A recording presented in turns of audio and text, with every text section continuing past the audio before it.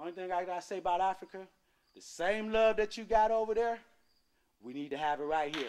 Why we got to go to Africa to be African? Why we got to go to Africa to be African? Why? They over there loving each other. They talk about unity. They talk about being together, cooking together. Africans move like elephants. Elephants move as one. You don't see no one elephant. Just like the Mexican. You don't see no one Mexican. Look, y'all better get me out of here because I can do this 24/7. I'm not going to miss my favorite TV program. I'm not going to miss my favorite sports. I watch that stuff when I want to watch it, feel like watching it, to escape the reality that's in my mind.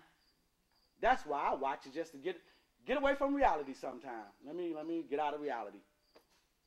Other than that, I'm stuck on reality. I can't change this. So I be trying to tell these brothers, no, I don't want to talk no more because y'all don't want to hear the truth. What is you doing, bro? What is you doing? From the time you get up, what do you do?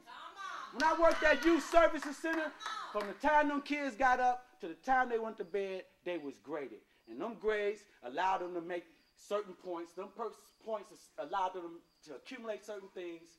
And them things that they accumulate was passes to go home, money to shop and go get clothes, buy candy, go to the movie.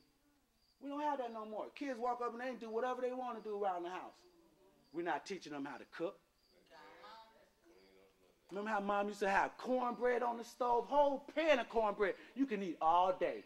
Boy, get you some pot liquor. You was never hungry. Rice don't cost that much. Beans don't cost that much. Flour and sugar and water don't cost that much. And why we ain't cooking?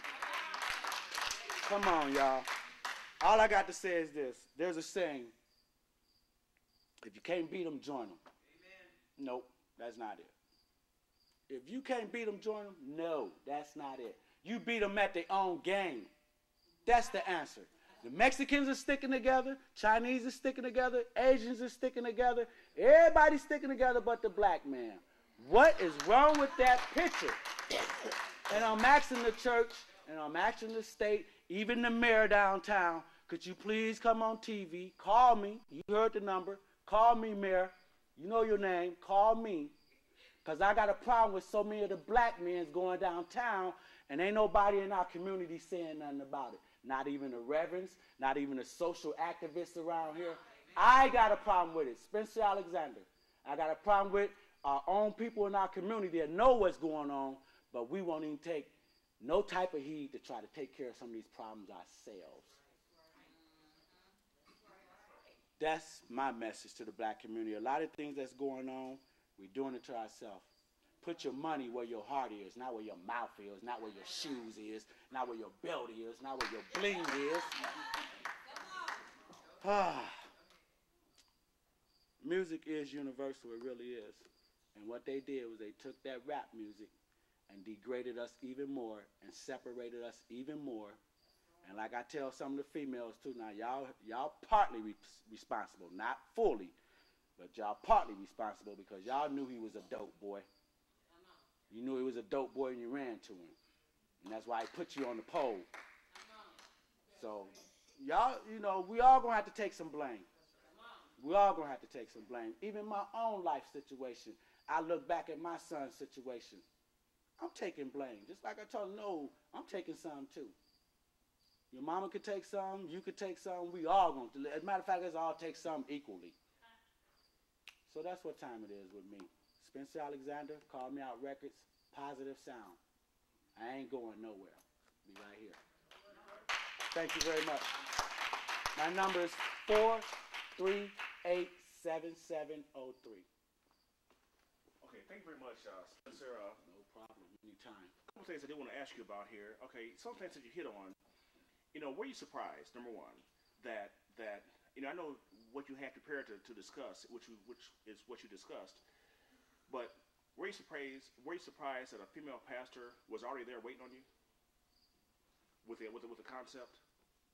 I wasn't so much surprised, but I was glad because I can remember a while back, it's been some years, and I had this talk with my mom, and I asked her, I said, Mom, why ain't there no women preachers? And the only answer she was able to give me, she said, well, the Bible, they say in the Bible that they say a woman can't preach. And I was like, Mom, that just don't seem right to me. If a woman feel like she got something to say, Why she got to get somebody else permission to say it?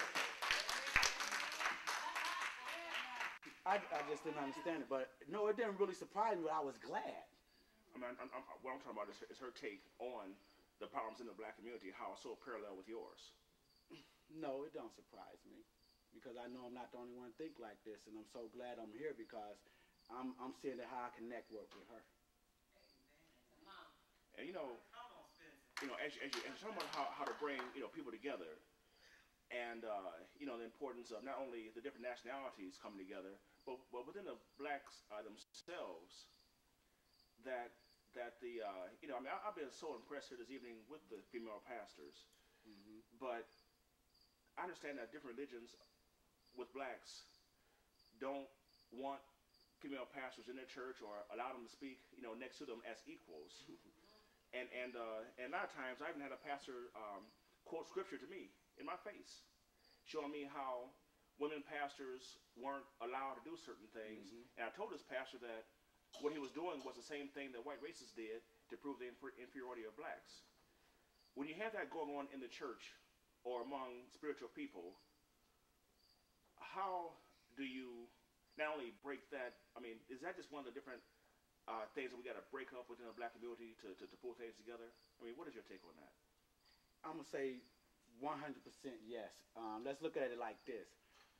I feel that there's a lot of women back in the days, in the past, that came up with a good idea, but being due to the time and the era that it was, they wasn't able to present that idea. So it was a man who was giving the idea and taking and presenting it and got all the credit. Thing is this, women have a lot to do with our nature. They have a lot to do with life. They're the birth of creation.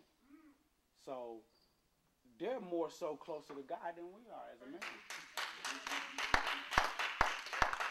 So my message to these people that said women can't preach, you're wrong.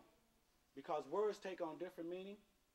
And therefore, how can you say a female cannot have no type of insight or greatness in her that she can't share? It's like a vision quest. You can't tell nobody about their vision that they've been out on their own quest. You can't do that. You can't do that. She got to speak. She got to speak. That's part of the problem. We've been trying to shut her up. It ain't no man's world. James Brown knew what he's talking about.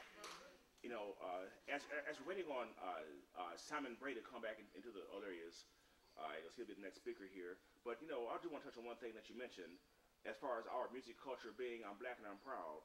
You don't hear that echoing at all out here. Is that part of a larger conspiracy, or is that due to our own internal ignorance? Our own internal ignorance. Just like we hear these songs, I was getting some blank on the radio. Ain't nobody calling Foxy and protesting and saying, hey, we don't mind you playing them songs. Play them from 2 a.m. to like 5 in the morning.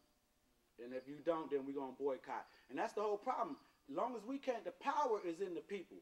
As long as we can't come together, ain't nothing going to change. Ain't nothing going to change. Because somebody else, oh man, I listen to what I want to listen to. I eat what I want to eat, where I want to eat, how I want to eat, when I want to eat. That got to change. One thing we really need here, people, we need people like we got today. We need to start really networking and start seeing how we can tie into not only your show, but into these funds and bring some of these things back, like when Reverend Jesse Jackson came here and cracked on us and said he couldn't get no sweet potato pie. Where's y'all Black Soul restaurant at? We can't even get our own food here. Spencer, again. Sad, man. Let's do something about it. Absolutely. Send me assignments. I like assignments. Give me something to do. That's me. Thank you very much. I appreciate it, Eric. You know you got me anytime. All right.